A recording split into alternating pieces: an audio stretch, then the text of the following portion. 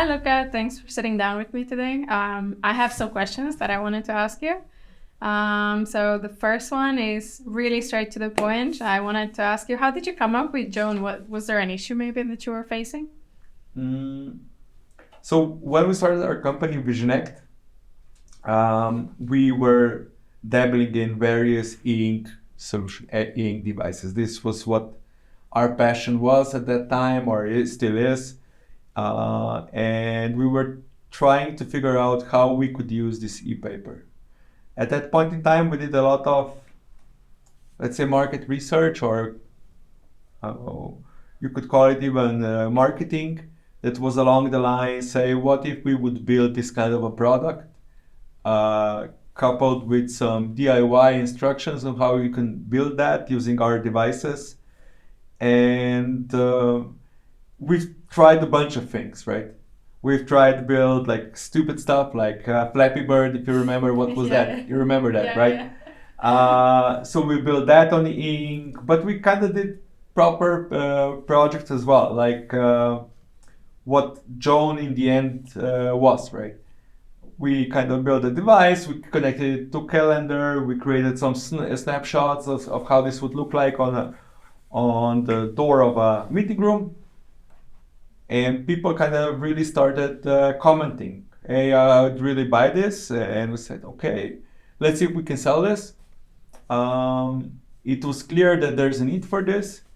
We opened up pre-orders and started selling, and we sold a lot of pre-orders, and that's basically how this happened. From that initial push, we got for our initial customers, and based on that first feedback, it was clear that we're really filling up a need that our customers have. Interesting. But I want to ask you, who was the first person, if you remember, that you shared this idea with? Oh, that was so long ago. I don't remember. It was probably, I mean, it was me, Matej, and Rock. We were probably discussing this, and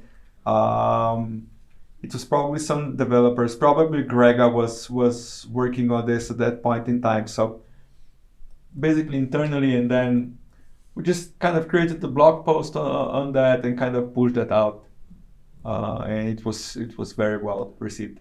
Did you first start using the Joan in your office? Like, did you just immediately put it on the walls and? So quite early, yes. So you know, just from the beginning, from like the initial idea and the initial concept, it was like more mock-up than proper product, like everything is in the beginning. But in the end, I mean, as soon as we kind of got to our working versions, we put that into action. It's also clear that kind of Joan as a product has much more value at a certain extent of the company, right? If you have like 10, 20, 30 employees, it's a bit less important for you to have these meeting rooms organized because you probably don't have people competing for them. While so at that point in time we were a bit smaller, so we actually felt less value than our customers did. And for our customers, it's very clear. You know, when you have 100 people standing in lines in front of meeting rooms, like it's really easy to explain to those customers why this is needed, and I mean they started buying right away. Interesting. So what I'm hearing is that you put also a lot of your customers' feedback actually back into the product. Yeah, I mean, I'm super proud of what we've achieved in terms of incorporating customer feedback in our products. When we started, we were a technology-driven company, focusing on what kind of technology we could use, and trying to figure out what should we build. And that totally morphed into a customer-driven company that really focuses on what our customers need and what value can we provide for our customers.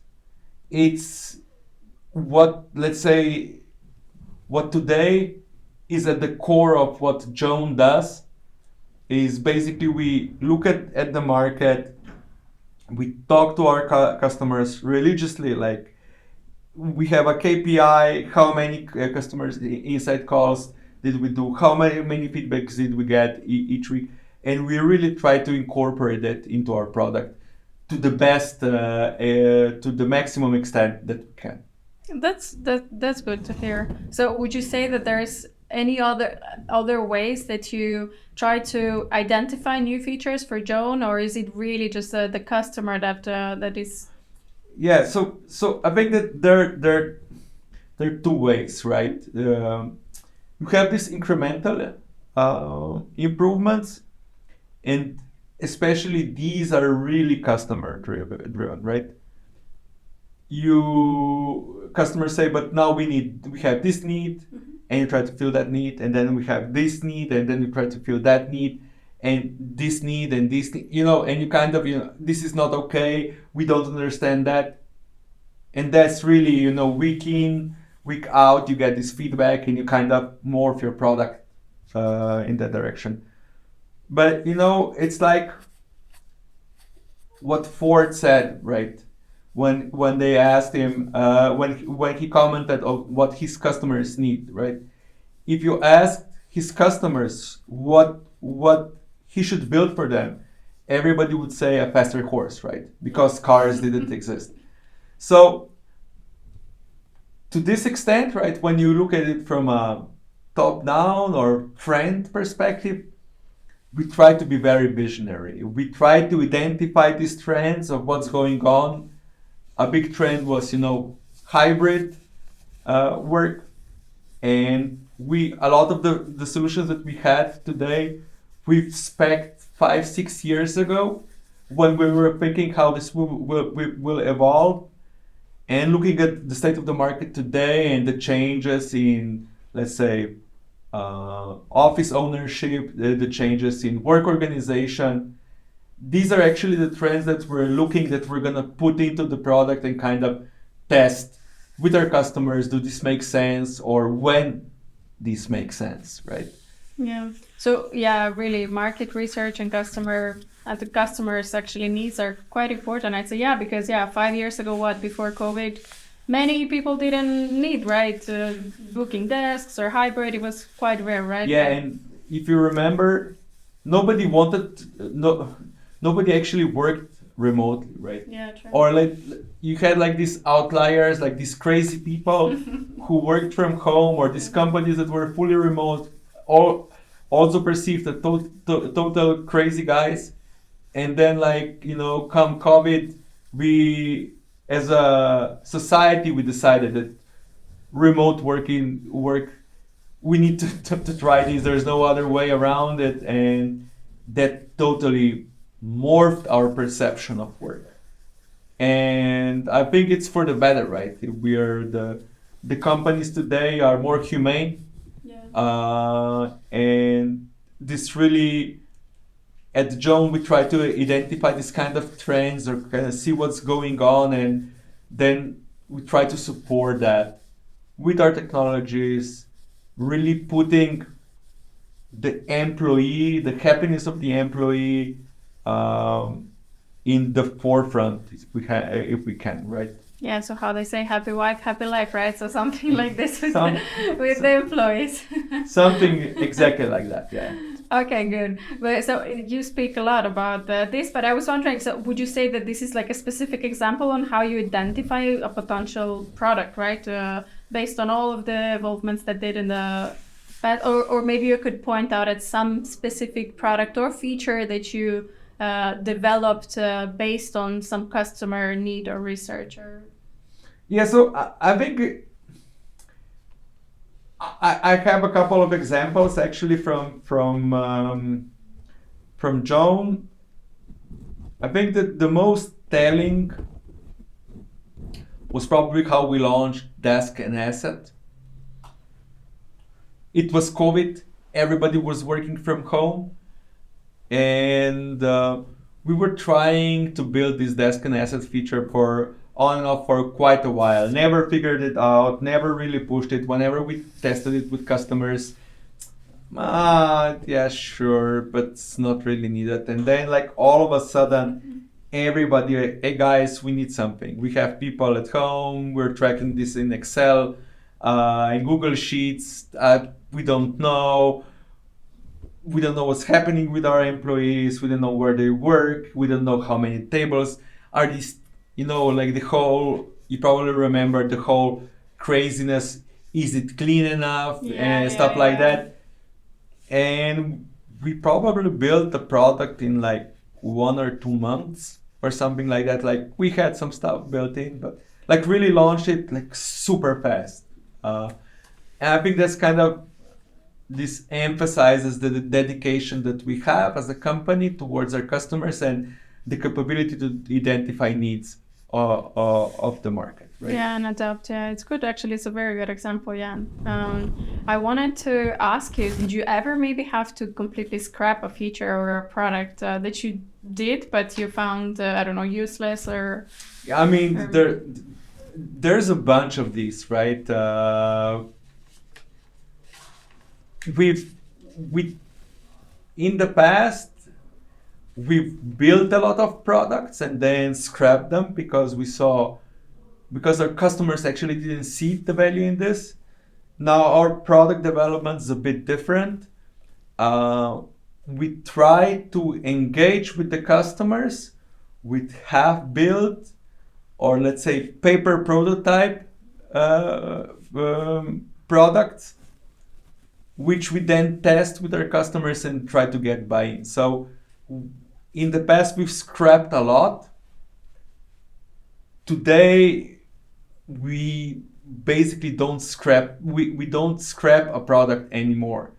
We do scrap ideas. Yeah. And our point is kind of get to the idea phase as soon as possible, validate with the customers, and then kind of try to engage them. That could be like directly with insight calls, and we have a product team that reaches out to our customers, asks them about these features. Or this could be like Joan Labs, where customers can basically enable new features and test them and tell us how they feel about that.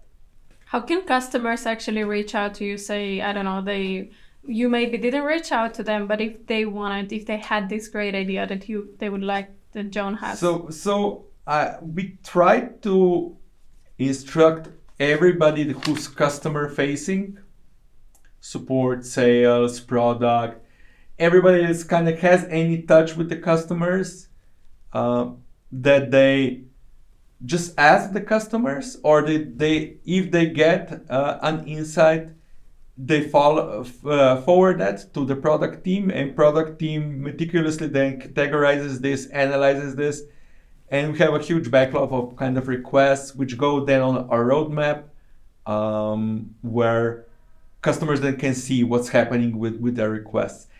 The roadmap is also kind of another touch point for feedback, so people can comment on the roadmap, can provide feedback through that. Or, I mean, they can just send an email, hey, I want to build this, and all of this always reaches the product team.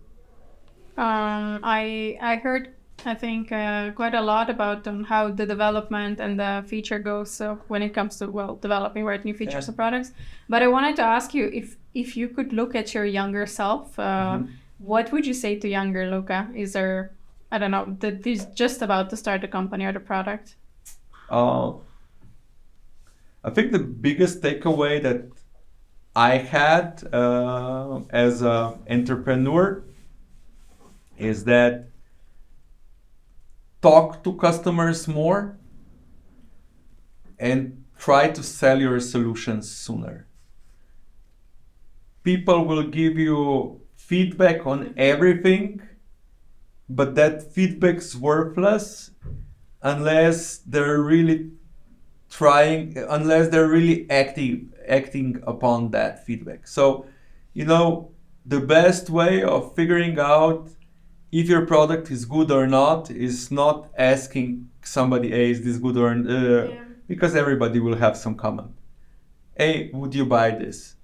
And then the follow-up question, it's either yes or no, and if no, why won't you buy this? What do I need to do so that you will buy this?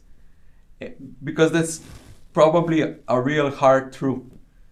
You will very quickly figure out that what you might have as what you thought that is a great idea is actually worthless. And that sometimes it's easier, just to waste your time, build stuff, and not accept the reality that perhaps it might be valuable for you, but it's really not that valuable for the customer. So just the advice is just put yourself out there. Yeah. And the sooner the better.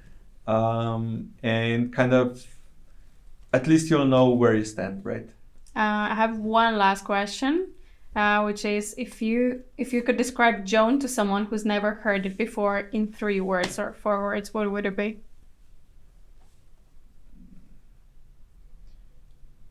In 4 words. as many as you need. Let's go like that. Yeah. Workplace management solution. And a bit longer explanation is that, because that's 3 words, right? A bit longer explanation is that we're a system that help you run your workplace. It's visitors, it's desks, it's meeting rooms, it's communications, and it's your employees. We tie that all together into an app, into a device, into a bunch of devices, into a desktop application, all of that. And we help then managers and company owners to run their businesses. Okay, nicely put. I'm glad you got the extended version out of it. I wanted to, thank you for sitting down today with me to answer these questions, and I'll see you next time. Thanks.